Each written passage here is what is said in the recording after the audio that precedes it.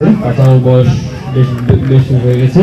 তো এই পরিবারের দায়িত্ব বেসিক্যালি ভারত চেয়ারম্যান তারেক রহমান নিয়েছে। আপনারা শুনেছেন যে ইতিমধ্যে যে ঘোষণা দিয়েছে যে উনি এই ছেলে মেয়েদের বাচ্চাদের পড়াশোনার জন্য মাসিক শিক্ষাবৃত্তি দেবে, পাশাপাশি আর্থিক সহায়তা যেটা করা হচ্ছে সেটাও উনি করছেন এবং এই দায়িত্ব পুরোটা দেখবে হচ্ছে আমাদের এই অর্থ অঞ্চলের সন্তান অ্যাডভোকেট মাসুদ ভাই। উনি এই বিষয়টা দেখবেন এবং তার দায়িত্বে এই বিষয় নিয়মিতভাবে উনি দায়িত্ব পালন করবেন।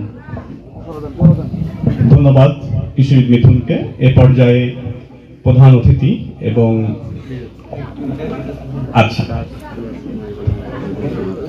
আমাদের আজকের এই অনুষ্ঠানের মানবিক অনুষ্ঠানের বিশেষ অতিথি কৃষিবিদ হাসান জাফির তুহিন ভাই আনুষ্ঠানিকভাবে মরিয়ম এবং ইসমাইলের হাতে জনাব তারেক রহমানের পক্ষ থেকে বিশেষ সহমর্মিতা স্মারক তুলে দিচ্ছেন।